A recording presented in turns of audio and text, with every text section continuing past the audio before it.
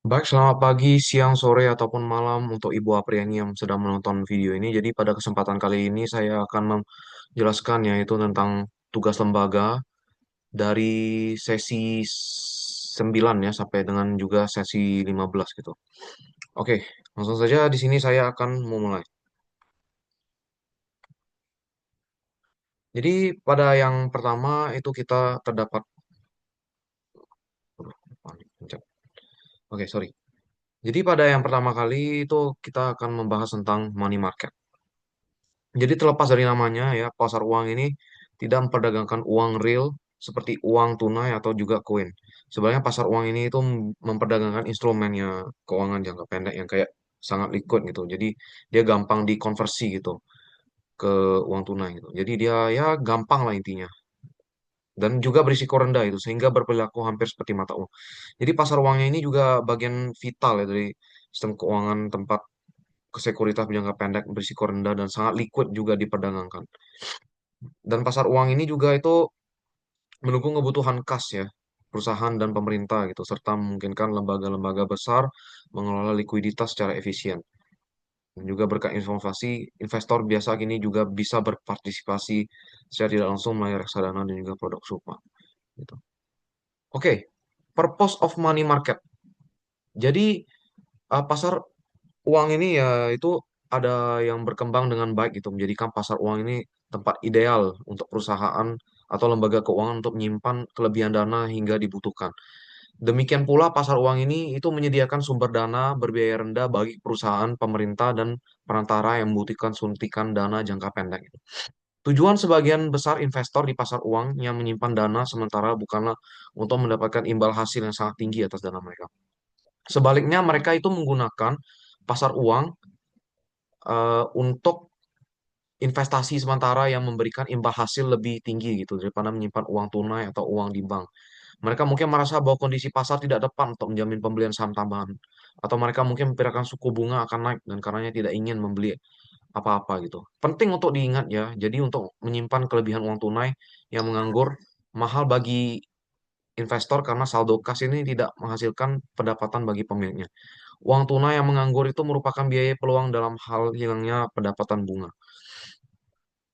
Penasihat investasi seringkali menyimpan sejumlah dana di pasar uang agar mereka dapat bertindak cepat untuk memanfaatkan peluang investasi yang mungkin mereka identifikasi. Mengapa perusahaan dan pemerintah AS juga terkadang perlu mendapatkan dana dengan cepat? Alasan utamanya itu adalah arus kas itu masuk dan keluar jarang tersinkronisasi. Pendapatan pajak pemerintah misalnya biasanya hanya datang pada waktu-waktu tertentu dalam setahun, tetapi pengeluaran terjadi sepanjang tahun. Pemerintah itu dapat minjam dana jangka pendek yang akan dibayarkan kembali ketika menerima pendapatan pajak. Itu tujuan money market. Oke, next. Siapa saja yang berpartisipasi dalam money market ya?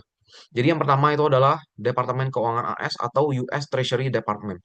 Jadi selalu menjadi peminjam ya mereka ini, bukan memberi pinjaman. Jadi mereka ini Departemen Keuangan AS ini menerbitkan surat usaha negara atau SUN untuk menghimpun dana jangka pendek, terutama untuk mengelola kesenjangan waktu antara pengeluaran dan juga penerimaan pajak. Yang kedua itu adalah the Fed atau Federal Reserve System, yaitu pemain paling berpengaruh di pasar uang, menggunakan operasi pasar terbuka dan juga membeli dan menjual surat berharga negara untuk mengendalikan suku bunga dan likuiditas dalam perekonomian. Yang ketiga itu adalah bank umum, di mana penerbit dan pembeli utama instrumen pasar uang seperti CD, perjanjian pembelian kembali, dan dana federal. Nah, mereka menggunakan instrumen ini untuk mengelola likuiditas dan berinvestasi dengan aman. Bank-bank besar yang dikenal sebagai bank pusat keuangan, misalnya Citigroup dan juga JP Morgan, juga berdagang atas nama klien. Yang keempat itu adalah bisnis. Nah, sebagian besar itu perusahaan besar yang berpartisipasi. Gunakannya pasar uang ini untuk sementara menginvestasikan uang tunai tambahan juga menghimpun dana jangka pendek untuk operasional. Nah, yang kelima itu adalah perusahaan investasi dan sekuritas, termasuk perusahaan pialang besar, misalnya Goldman Sachs dan Merrill Lynch. Mereka bertindak sebagai dealer, memelihara inventaris sekuritas pasar uang dan memastikan likuiditas. Yang keenam itu adalah perusahaan pembiayaan, di mana mereka menghimpun dana dengan menjual surat juga berharga komersial.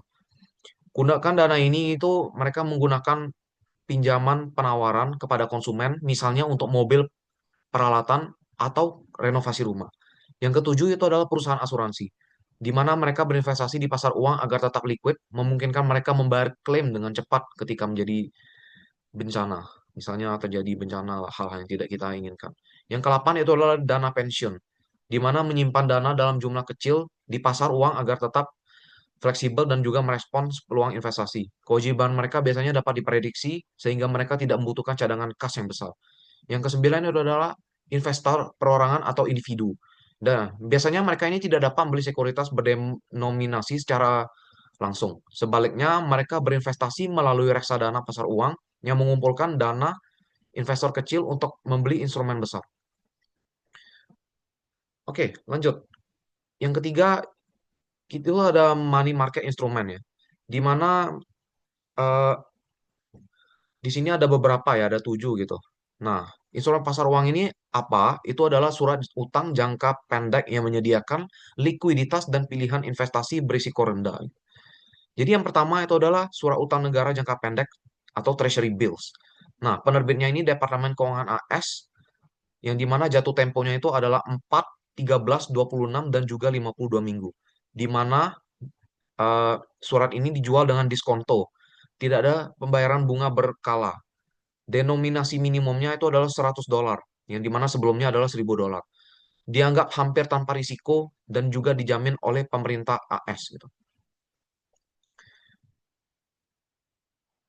Proses lelangnya juga itu penawaran kompetitif menentukan hasil yield versus penawaran non-kompetitif. Pembelian dijamin pada tingkat pasar. Yang kedua itu adalah dana federal atau Fed Funds, di mana pinjaman jangka pendek biasanya overnight antar bank untuk memenuhi persyaratan cadangan. Keunggulannya adalah tanpa jaminan, dengan suku bunga yang ditentukan oleh penawaran dan permintaan. Suku bunga dana Fed adalah instrumen kebijakan moneter utama, yang dimana dipengaruhi oleh operasi pasar terbuka, the Fed. Yang ketiga itu adalah perjanjian pembeli kembali atau repo. Definisinya itu adalah pinjaman jangka pendek dengan agunan, biasanya dengan surat berharga treasury, yang dimana dealer dan bank menggunakan repo untuk manajemen likuiditas. Nah, Fed Reserve ini menggunakan repo untuk penyesuaian kebijakan moneter, di mana risikonya rendah dengan agunan, tetapi kasus penipuan misalnya menggunakan kembali agunan, itu telah terjadi. Yang keempat adalah sertifikat deposito CD yang dapat dinegosiasikan. Ya. Penerbitnya adalah bank, di mana instrumen atas unjuk dapat dipindah tangankan sebelum jatuh tempo.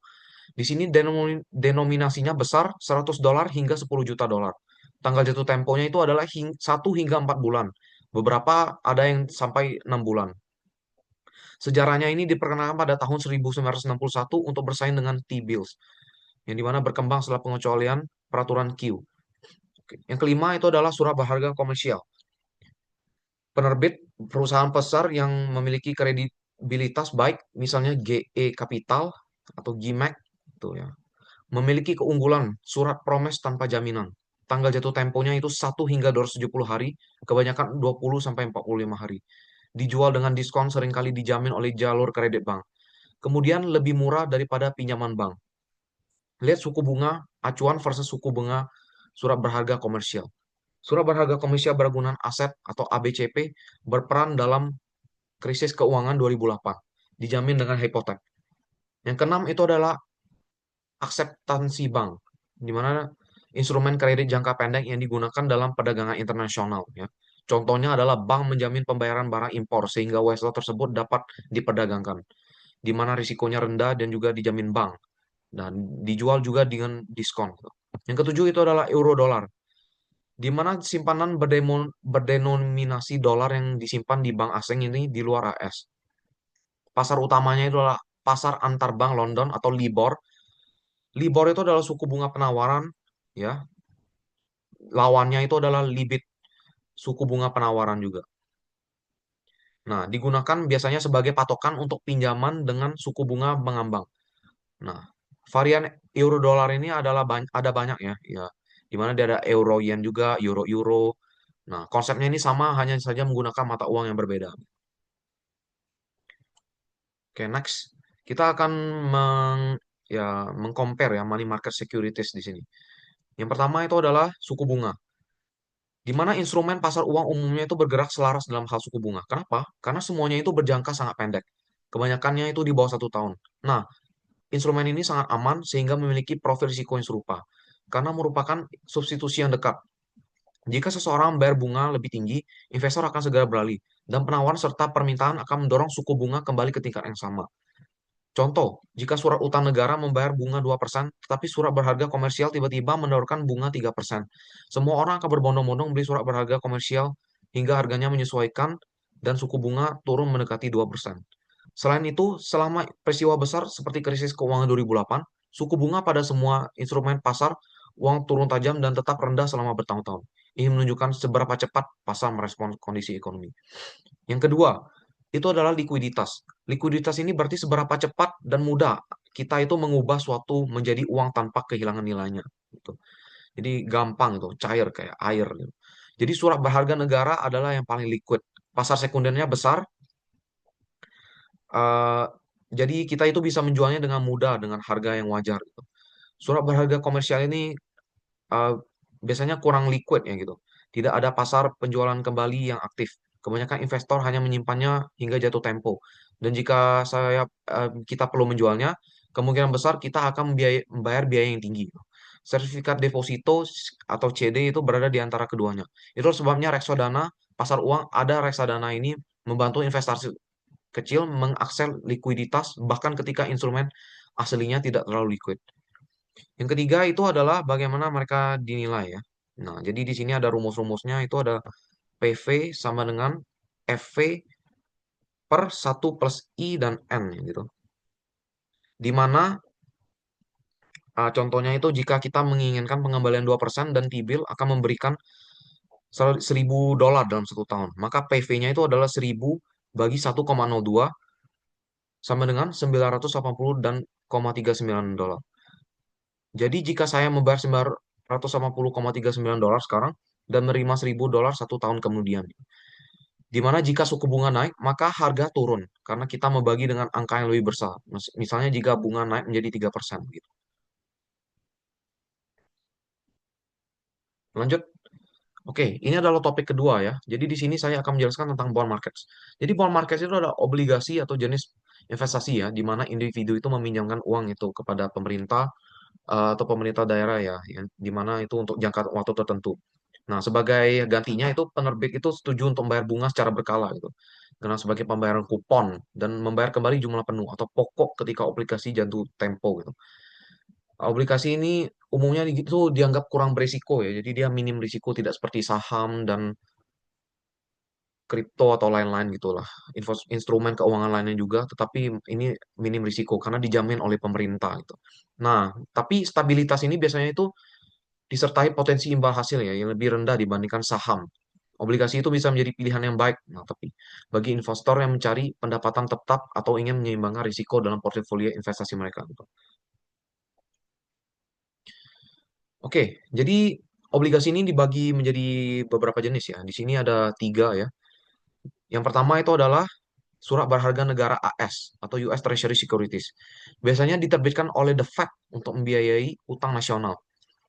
Nah, jenis surat berharga jangka waktu ini jatuh tempo kurang dari 1 tahun, di mana surat pembendaharaan negara 1 hingga 10 tahun, obligasi negaranya itu 10 hingga 30 tahun.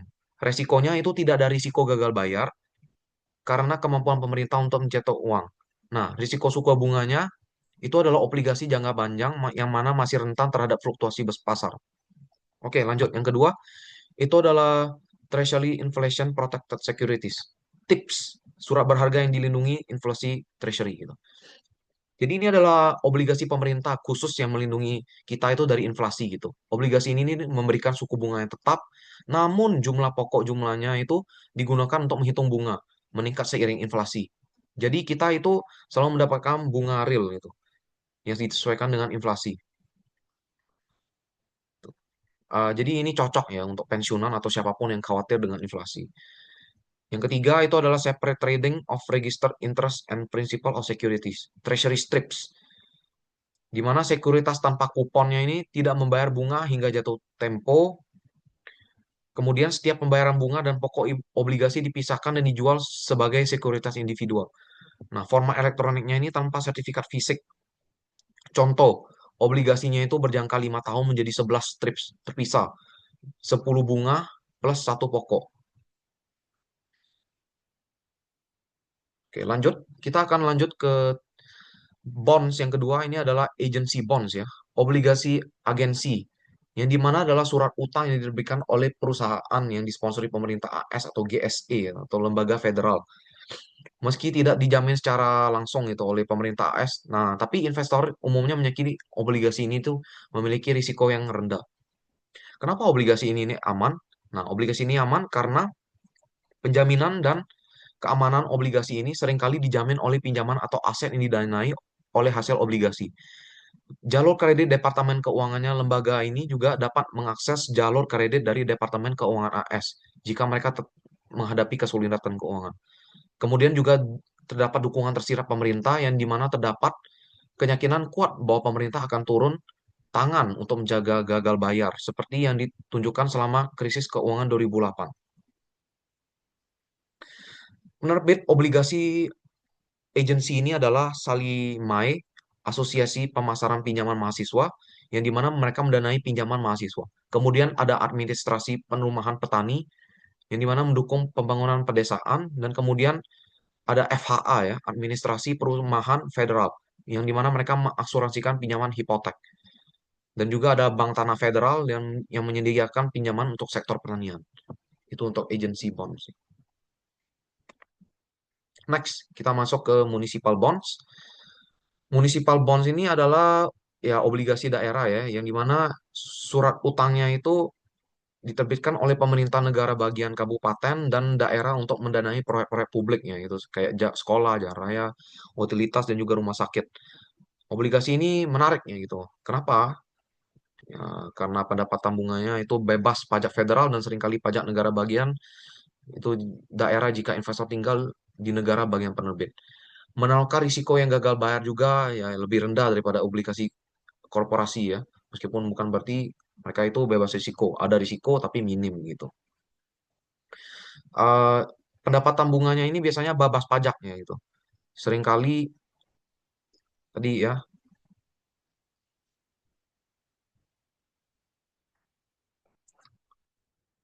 Oke, next.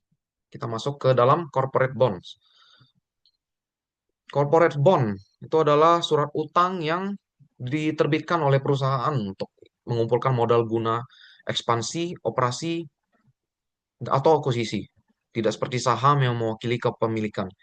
Obligasi itu adalah pinjaman yang diberikan investor kepada perusahaan dengan imbalan pembayaran bunga tetap, kupon, dan juga pengembalian rokok pada saat jatuh tempo. Gitu. Nah, obligasi korporasi ini menawarkan beragam profil risiko.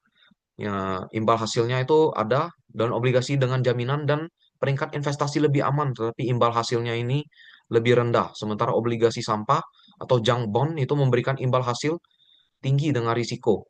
Fitur-fitur seperti scalability, konvertibilitas, dan perjanjian restriktif mempengaruhi risiko investor dan biaya penerbit.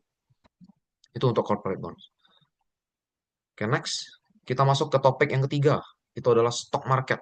Jadi, apa itu saham ya? Saham itu adalah di suatu perusahaan mewakili kepemilikan. Seorang pemegang saham itu memiliki persentase kepentingan di suatu perusahaan yang konsisten dengan persentase saham beradar yang dimilikinya. Investor itu dapat memperoleh imbal hasil dari saham dengan salah dari dua cara ya. Yang pertama itu adalah harga saham naik seiring waktu atau perusahaan membayar dividen kepada pemegang saham. Nah, seringkali investor itu memperoleh imbal hasil atau return itu dari kedua sumber tersebut. Saham itu lebih berisiko dari obligasi ya. Kenapa? Karena pemegang sahamnya ini memiliki prioritas yang lebih rendah daripada pemilik obligasi ketika perusahaan itu sedang bermasalah, di mana dividen kurang terjamin dan kenaikan harga saham itu tidak jamin.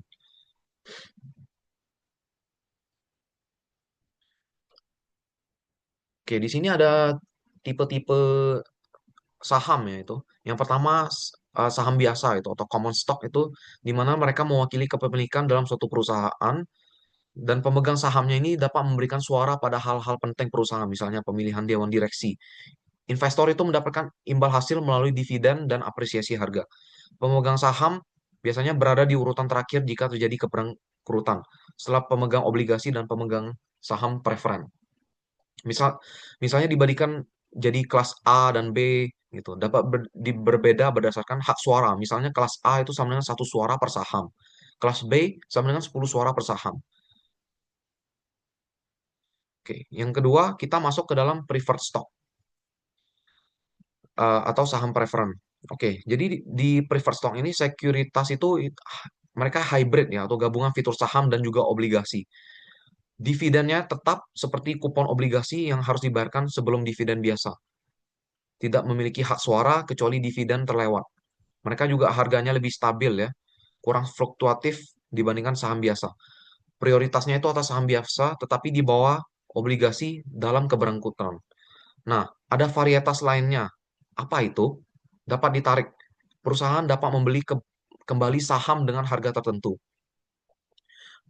Kemudian juga dapat dikonversi, beberapa saham preferen itu dapat ditukar dengan saham biasa.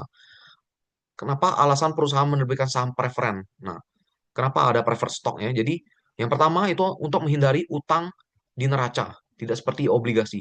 Yang kedua, tidak ada tanggal jatuh tempo juga. Nah, kemudian yang ketiga itu melewatkan pembayaran dividen tanpa gagal bayar, di mana tidak seperti obligasi yang terlewat seperti gagal, berarti itu gagal bayar gitu. Yang ketiga, bagaimana stok itu dijual ya, di mana kita dapat membeli saham. Itu yang pertama ada di dalam over the counter market atau OTC. Jadi ini adalah pasar terdesentralisasi ya, tidak ada tempat fisik. Saham diperdagangkan secara elektronik melalui jaringan komputer. Cara kerjanya bagaimana? Dealer atau membuat pasar itu mengumumkan harga yang mereka inginkan untuk membeli atau menjual saham. Mereka mendapatkan keuntungan dari selisih antara harga beli dan juga jual. Disebut spread ya. Dealer ini membantu menyediakan likuiditas, memastikan saham dapat dibeli atau dijual dengan cepat. Contohnya adalah Nasdaq adalah pasar OTC utama. Perusahaan seperti Microsoft awalnya diperdagangkan di sini. Yang kedua itu adalah organized exchange. Bagaimana cara kerjanya? Jadi dulu para pedagang ini meneriakkan perintah di lantai perdagangan, disebut open outcry. Saat ini sebagian besar perdagangan dilakukan secara elektronik. Seseorang yang disebut spesialis atau pedagang lantai ini membantu mempertemukan pembeli dan penjual untuk saham tertentu. Perusahaan juga harus memenuhi persyaratan ukuran dan keuangan tertentu agar dapat terdaftar. Contohnya, ada Bursa Efek New York SE adalah yang paling terkenal. Bursa lainnya termasuk bursa di Tokyo, London, Jerman, dan Kanada. Di- Oke, yang ketiga kita akan masuk ke dalam Alternative Trading System (ATS) dan juga ECNS atau Electronic Communication Network. Jadi apa itu ini? Ini itu adalah platform private tempat saham diperdagangkan secara langsung antara pembeli dan juga penjual besar. Biasanya itu institusi. Nah, bagaimana cara kerjanya? Itu cara kerjanya itu tanpa perantara manusia. Sistem secara otomatis mencocokkan pembeli dan juga penjual gitu. Digunakan untuk perdagangan besar dan juga perdagangan di luar jam kerja. Contohnya termasuk kayak iPod ya gitu. Kelebihannya itu lebih cepat dan lebih murah daripada metode tradisional. Dan juga mereka ini lebih transparan ya. Kita itu dapat melihat semua pesanan yang belum terpenuhi. Tersedia 24 jam ya, tidak seperti pasar reguler. Kekurangannya itu tidak berfungsi dengan baik untuk saham dengan volume perdagangan rendah, yang dimana itu tidak cukup pembeli atau penjual. Next, kita masuk ke dalam computing the price of common stock. Nah, ini adalah cara untuk mencari keuntungan dalam saham gitu. Nah, di sini ada saham biasa ya. Nah, di sini saya hanya mengambil satu saja yang dimana itu adalah rumus penilaiannya dalam satu periode. Nah, jadi saya ini ingin berinvestasi gitu di saham selama 1 tahun saja dan kemudian menjualnya. Pertanyaannya itu ada berapa nilai saham itu untuk saya itu hari ini. Nah, untuk mengetahuinya, saya harus mempertimbangkan dua aruskan yang saya harapkan diterima itu setelah 1 tahun. Yang pertama, itu adalah dividen yang dibayarkan di akhir tahun, di mana uang yang perusahaan bayarkan itu hanya karena saya memiliki saham tersebut. Yang kedua, itu adalah harga saham yang saya harapkan akan saya jual setelah 1 tahun. Jadi saya akan hitung nilai dari sekarang dari arus kas masa depan tersebut dengan cara mendiskontokannya ke nilai hari ini, menggunakan tingkat pengembalian yang saya harapkan.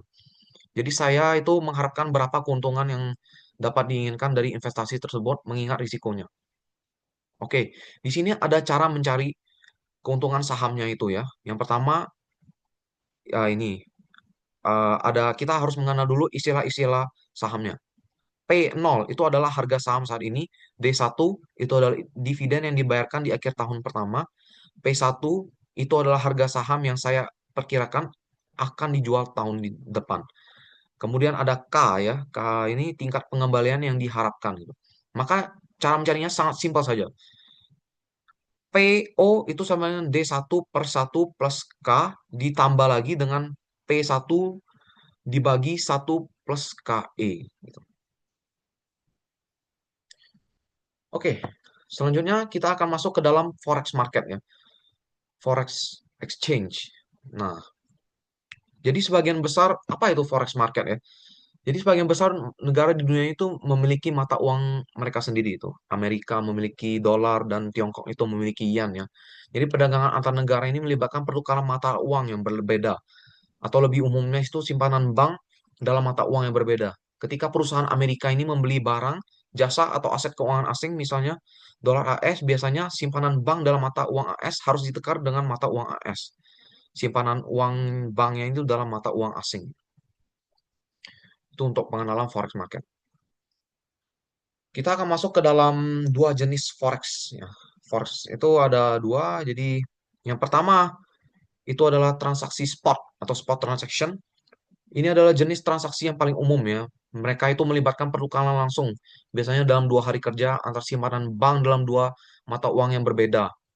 Nilai tukar spot ini itu adalah nilai tukar yang berlaku saat ini untuk transaksi tersebut. Gitu. Kemudian yang kedua itu adalah forward transaction, di mana transaksinya itu dipertukar masa uangnya dijadwalkan di masa depan sesuai tanggal yang telah ditentukan. Nilai tukar forward ini itu adalah nilai tukar yang disepakati hari ini, tetapi pertukaran aktualnya terjadi nanti. Nah, di sini itu bisa terjadi apresiasi dan depresiasi mata uang, di mana jika suatu mata uang itu meningkat nilainya terhadap mata uang lain, itu disebut apresiasi. Jika nilai mata uang turun, itu disebut depresiasi.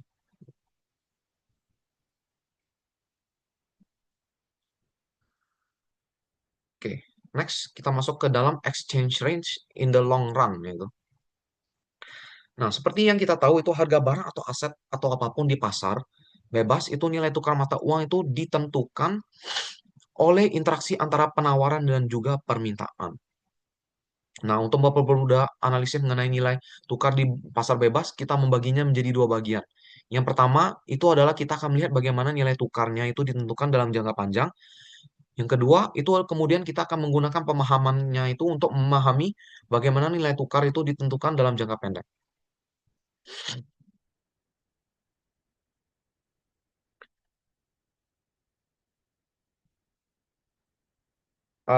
Harga kita akan mengenal dulu ya hukum harga tunggalnya itu apa itu law for one price. Hukum harga tunggalnya itu adalah konsep dasar untuk memahami bagaimana nilai tukar terbentuk. Hukum ini itu menyatakan jika dua negara memproduksi barang yang identik dan biaya transportasi serta hambatan itu beragamnya sangat rendah, maka harga barang tersebut harusnya sama di seluruh dunia. Tidak peduli mana negara yang memproduksinya. Maka dalam jangka panjang nilai tukar ini menyesuaikan gitu agar barang identik memiliki harga yang sama di seluruh dunia. Ini itu jadi karena arbitrase, di mana pembeli akan selalu mencari harga termurah, sehingga permintaan dan penawaran akan menekankan nilai tukar menuju keseimbangan itu. Konsep ini itu menjadi dasar dari purchasing power parity atau PPP, ya gitu. Untuk kesadaran daya beli itu dalam bahasa Indonesianya. Oke, yang ketiga, ini kita akan masuk ya ke dalam faktor yang mempengaruhi exchange rate itu di dalam jangka panjang. Oke, yang pertama itu dipengaruhi oleh tingkat harga relatif ya itu. Dimana sesuai dengan teori purchasing power parity, jika harga barang-barang di AS naik, sedangkan harga barang luar negeri tetap, maka permintaan terhadap barang AS itu turun. Dolar depresiasi jika harga luar negeri itu naik. Harga relatif barang AS menjadi lebih murah. Kemudian permintaan terhadap barang AS naik dan dolar menguat atau apresiasi. Yang kedua, itu adalah hambatan perdagangan atau tarif dan kuota, di mana tarif itu adalah pajak atas barang impor dan kuota itu adalah pembatasan jumlah barang impor. Contohnya, Jika AS itu meningkatkan tarif atau memperketat kuota baja Jepang, maka permintaan terhadap baja AS itu naik, di mana dolar akan terapresiasi. Maka meningkatnya hambatan-hambatan atau mata uang domestik ini terapresiasi dalam jangka panjang. Yang ketiga itu adalah preferensi ya terhadap barang domestik dan juga asing, di mana permintaannya itu terhadap ekspor meningkat, maka mata uang itu terapresiasi. Kemudian permintaan terhadap impor meningkat, maka mata uang itu akan terdepresiasi. Misalnya, jika orang Jepang itu lebih menyukai barang AS, misalnya jeruk Florida dan juga film Hollywood, maka ekspor AS menaik dan juga dolar akan terapresiasi gitu. Jika orang AS lebih menyukai barang Jepang, misalnya mobil Jepang, impor AS itu akan naik dan dolar akan terdepresi. Nah, ini itu adalah kebalikannya gitu. Oke, yang keempat itu adalah produktivitas ya. Jika produktivitas itu meningkat relatif terhadap negara lain, maka mata uang itu akan terapresiasi. Sebaliknya, jika produktivitas menurun, maka mata uang akan terdepresiasi. Misalnya, jika produktivitas suatu negara itu meningkat, khususnya pada sektor barang ekspor, maka harga barang dalam negeri itu akan turun. Nah, kemudian permintaan naik, mata uang itu akan terapresiasi. Jika produktivitas tertinggal dibanding negara lain, maka barang dalam negeri itu jadi lebih mahal, yang dimana mata uang itu akan terdepresiasi gitu. Oke, selanjutnya kita akan masuk ke dalam topik yang terakhir ya. Itu adalah tentang mutual funds atau tentang reksadana.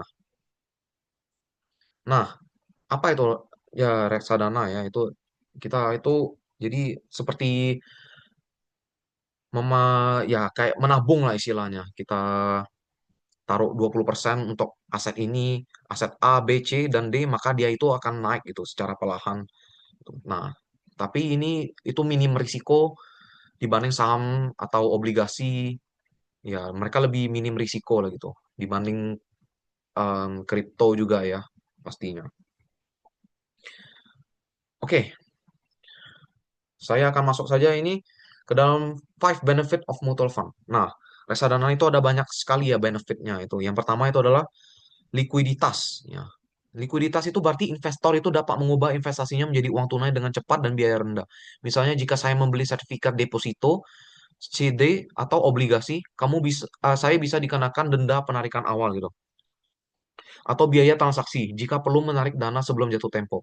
Contohnya, jika saya punya CD senilai $10.000 tapi hanya butuh $5.000, saya tetap harus mencairkan seluruhnya.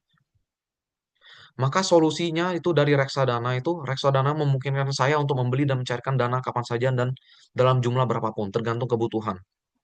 Beberapa reksadana khusus itu dirancang untuk kebutuhan jangka pendek tanpa biaya penalti, sedangkan lainnya itu cocok untuk jangka panjang dan bisa memiliki biaya pencarikan jika ditarik terlalu cepat. Yang kedua itu adalah intermediasi denominasi.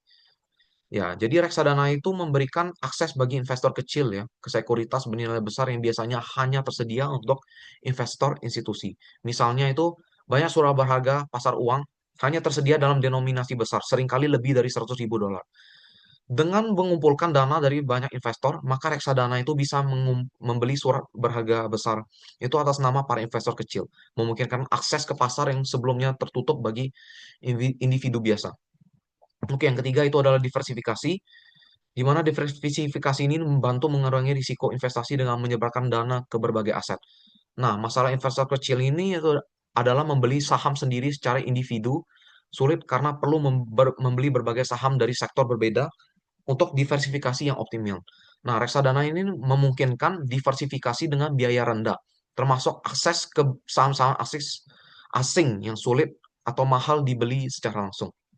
Yang empat itu adalah keuntungan biaya atau cost advantage, di mana investor reksadana dapat memperoleh keuntungan dari biaya transaksi yang lebih rendah.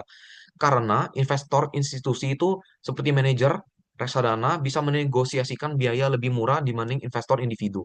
Nah, transaksinya dalam jumlah besar seperti pembelian 100.000 saham sekaligus seringkali memiliki struktur biaya berbeda dan lebih hemat dibanding transaksi kecil.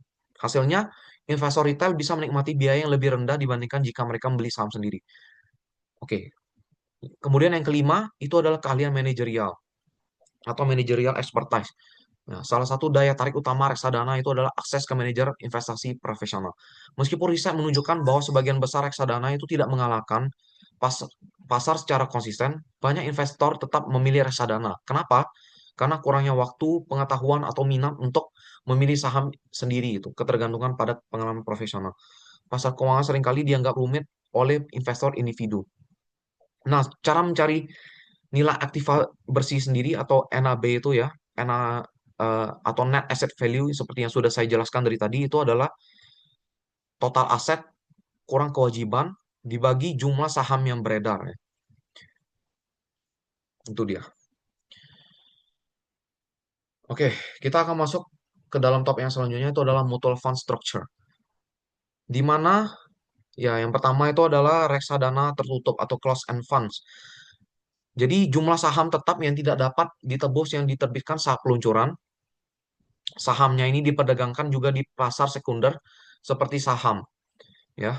Harga pasar dapat berada di atas atau di bawah nilai aktiva bersih NAB reksadana. Yang kedua itu adalah reksadana terbuka atau open end funds. Mereka itu menerima investasi baru kapan saja, menerbitkan saham baru sesuai kebutuhan. Reksadana juga menebus saham langsung dari investor pada NAB saat ini. Kemudian NAB juga dihitung setiap harinya.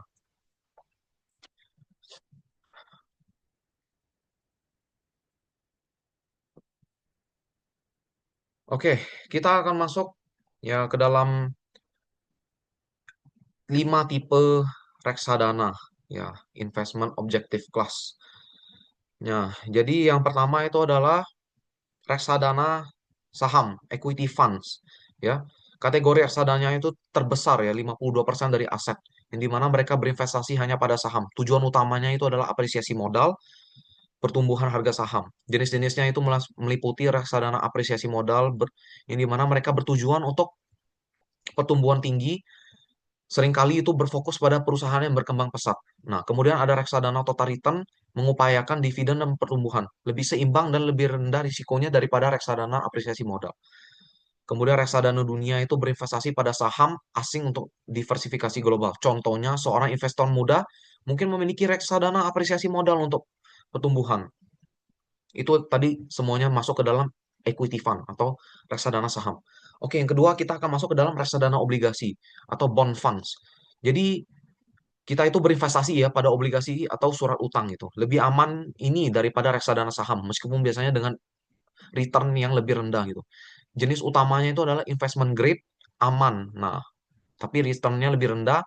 Kemudian imbal hasil returnnya itu tinggi, lebih berisiko, tetapi returnnya lebih tinggi. Nah, kemudian obligasi pemerintah, sangat ambal, sangat aman, tetapi returnnya itu rendah. Kemudian obligasi daerah, bebas pajak, tapi returnnya lebih rendah juga. Kemudian kita akan masuk ya ini ke dalam hybrid funds, di mana itu adalah gabungan saham dan obligasi dalam satu dana, gitu. Tujuannya itu adalah diversifikasi dan kinerja yang seimbang. Mereka ini ideal bagi investor yang menginginkan solusi terpadu tanpa mengelola banyak reksadana. Biasanya ini kurang populer ya, hanya sekitar 7-8% dari akun reksadana, karena kebanyakan lebih suka membeli reksadana saham dan obligasi secara terpisah. Kemudian yang terakhir itu adalah money market funds atau MMF, reksadana pasar uang. Jadi ini itu adalah berinvestasi ya mereka ini pada sekuritas jangka pendek dan berisiko rendah. Misalnya kayak surat utang negara atau SUN, kemudian perjanjian pembelian kembali, repurchase agreement ya, dan juga sekuritas agensi AS, fitur. Fiturnya itu mereka sangat liquidnya itu seperti uang tunai gitu. Seperti sering digunakan juga sebagai tempat penyimpanan sementara untuk reksadana. Banyak juga yang menawarkan hak istimewa menulis cek. Nah, kemudian populernya selama periode ini suku bunga tinggi ya, tidak diasuransikan oleh pemerintah federal, tetapi dianggap sangat aman karena risikonya gagal bayar yang rendah. Selama krisis 2008, kepercayaan terhadap MMF sempat terguncang ketika salah satu reksadana utama itu tidak dapat mempertahankan nilai $1 per sahamnya.